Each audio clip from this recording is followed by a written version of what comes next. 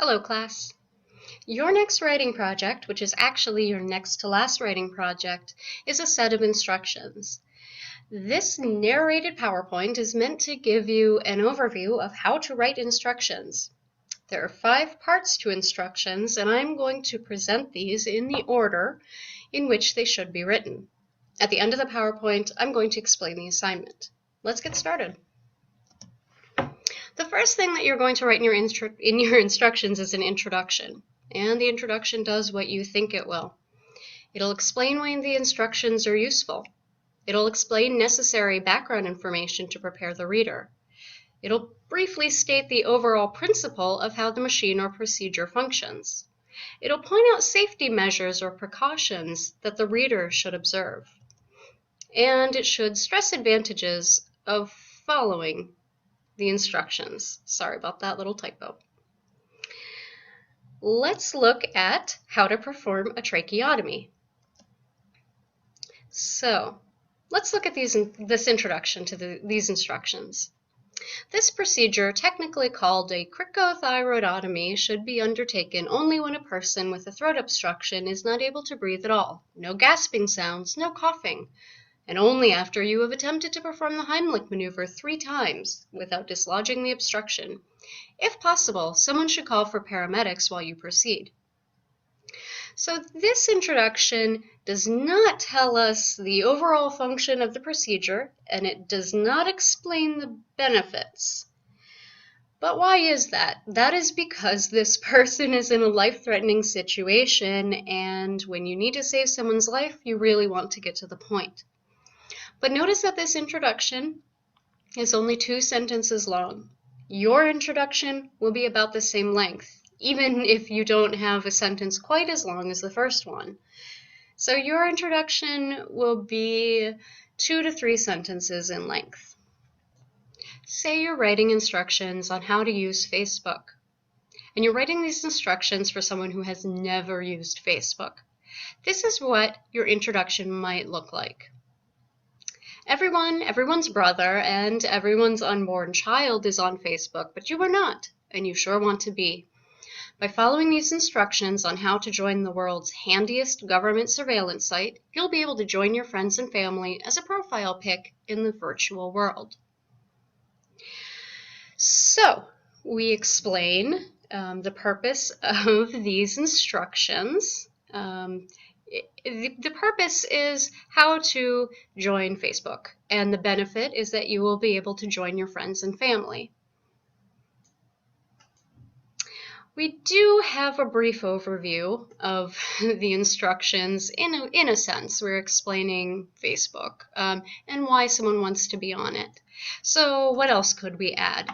If we wanted to be more serious, we could say that Facebook connects millions of users, and signing up is free and easy. All you need is an email address. Okay, so we could add that, and it would say more about the process. So again, in your introduction to your instructions, explain the purpose of the instructions. You might give a brief overview of how the instructions work, provide any necessary background information, and explain to the reader the benefit of following the instructions. The next thing that you will need in your instructions after the introduction is the list of equipment and materials. Not all instructions need a list of equipment and materials. Some instructions don't require any equipment or materials. For instance, if I was going to explain to you how to save a file to your H drive, I wouldn't include equipment and materials. You would need your computer or laptop or a tablet, but I would assume that if you're reading the instructions, you're already on your computer, laptop, or tablet. So I would not include those as equipment and materials. However, for your assignment, you do need to have a list of equipment and materials. So, equipment and materials are listed at the beginning of your instructions, so your reader will not have to pause in the process to retrieve those necessary items. Failing to list the equipment and materials at the beginning could pose a health hazard or ruin the process. For instance, if you're working with a caustic material and you don't realize until midway through the process that you should be wearing a face mask to guard yourself from fumes, you have to stop in the process, run and grab a face mask, but you've already been exposed, you're coughing up blood, and the process is ruined. So don't put yourself or anyone else in that position. List equipment and materials at the very beginning. You need to be specific about the equipment and materials. There are many types, well, no, there are two types, or maybe there are more types, but there's at least two types of screwdrivers. So for instance, you would say Phillips screwdriver, not just screwdriver. Let's look at how to perform a tracheotomy. So they give us this handy list: a first aid kit, a razor blade or very sharp knife, a straw, or a ballpoint pen with the inside removed. And then, if neither are available, stiff paper or cardboard rolled into a tube. This is a very short list, and because this is a procedure that would be performed in an emergency situation, it's fairly vague. Let's go back to these instructions on how to use Facebook that you're writing. The equipment and materials that you might list would include a laptop, computer, tablet with an internet connection, an email address that you have access to, and a family-friendly picture of yourself, which you say is optional. That's a really nice thing to list for the reader. You would also list here if you could replace one tool with another, one ingredient with another. That happens when I'm making muffins. I'm told, well, I could use all-purpose flour, or I could replace with wheat bran. Optional. Why an email address that you have access to?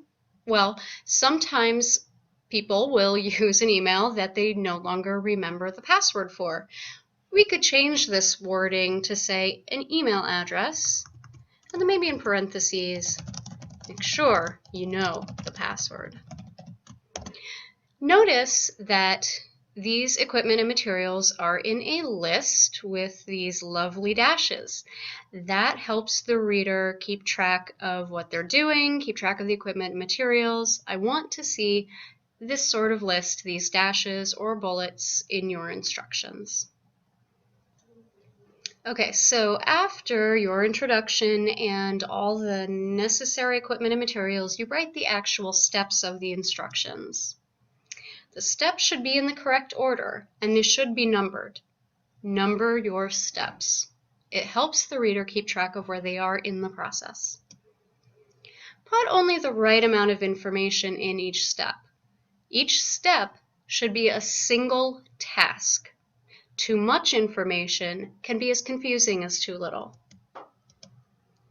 Even though each step should be a single task, you want to group closely related activities into one step. You wouldn't say grasp handle and then turn to left. You would say grasp handle and turn to left. So things that are closely related, put them into one step. You can provide hints on how to best accomplish the procedure, like several thin coats will give a better finish than one heavy coat. And then explain whether one step directly influences another. Tighten the fan belt. Failure to tighten the fan belt will cause it to loosen and come off when the lever is turned in step 5. Uh-oh.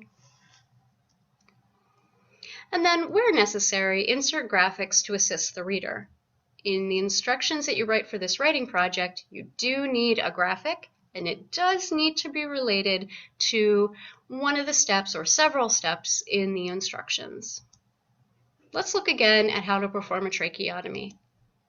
So these are well-numbered steps.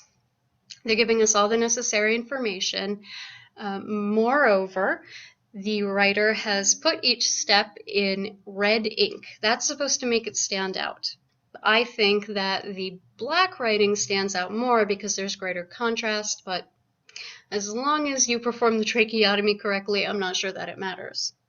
So we see that the first step is to find the person's Adam's apple, and then move your finger about 1 inch down the neck until you feel another bulge. So we wouldn't want to find the person's Adam's apple, step 1, but also in step 1, move your finger about 1 inch down the neck. You'd want to do those things separately because you can't feel another bulge until you feel the person's Adam's apple.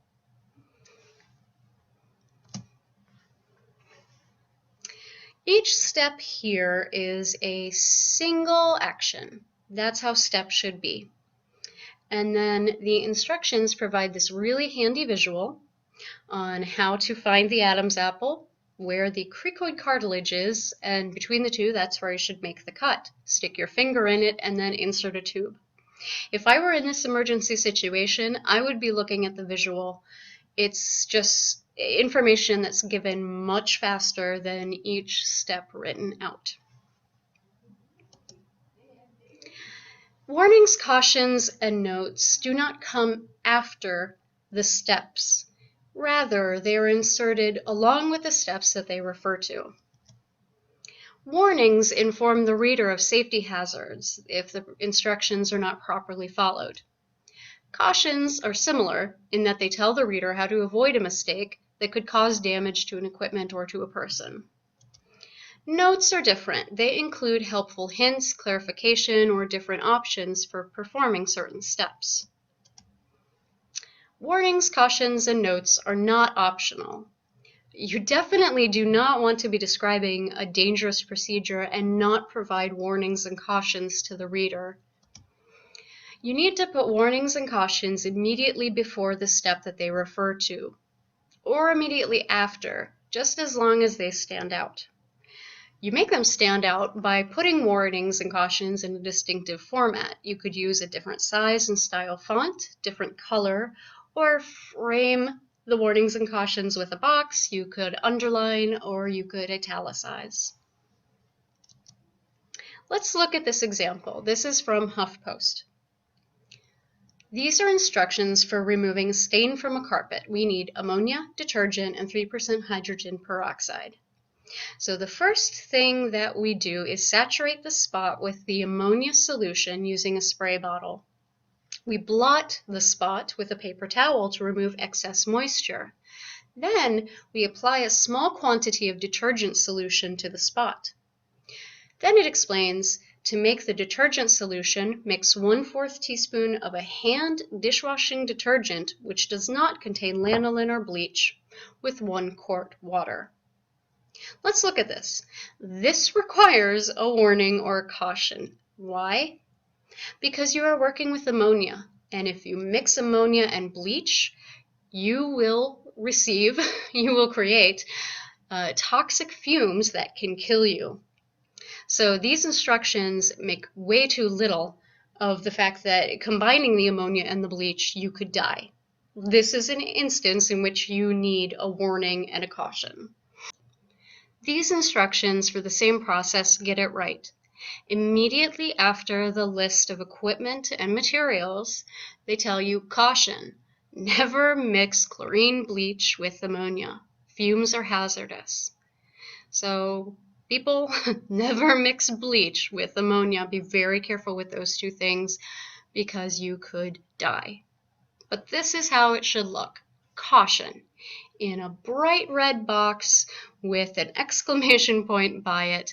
That really gets your attention, and it tells you that you could be putting yourself at risk if you don't pay attention.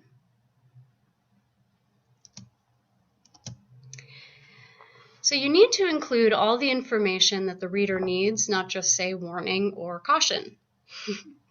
For instance, caution, do not insert your hand into the feeder to avoid serious bodily injury. Use warnings and cautions only when absolutely necessary, so your reader does not ignore them when they appear. If you're constantly warning your reader about things that don't really pose a threat, they're going to stop paying attention. It's like the boy who cried wolf. Cried wolf, cried wolf. There was no wolf, so people stopped listening. And then once there was a wolf, no one came. So use these sparingly, but use them when they really matter. Use them when you need to protect the reader from injury to themselves or to equipment. Okay, so while warnings and cautions tell the reader about potential injury, notes are different. They tell the reader any beneficial information that could make the procedure go easier. So use notes only when the procedure calls for them, and they will help the reader. Like, note, bran may be substituted for flour for a healthier muffin. That's really okay, so if we come back here to how to use Facebook, you've started writing the steps. Open a web browser, type facebook.com, go to Facebook, and then we have this handy note. If your browser displays an error message or otherwise will not load Facebook, check your internet connection in your device's settings. That's a note that is going to help the reader. Just lets them know that if this doesn't happen, this might be why, and here's what they can do. So once you have completed your steps with the warnings, cautions, and notes, you write a conclusion. But not every set of instructions requires a conclusion. So very short instructions with a few simple steps do not have a conclusion. For instance, I'm in this hotel room with instructions on how to get online. There are 5 actions in the instructions, very simple instructions, and they do not have a conclusion. However, your writing project should have a conclusion. The conclusion provides a wrap-up sentence summing up what the reader has done. The conclusion might offer congratulations or tell the reader what to expect having finished the job or how a piece of equipment is supposed to operate. Example: congratulations, you have tied a Windsor knot. You will now project confidence and professionalism everywhere you go. This is a conclusion that would follow the instructions on tying a Windsor knot in a tie.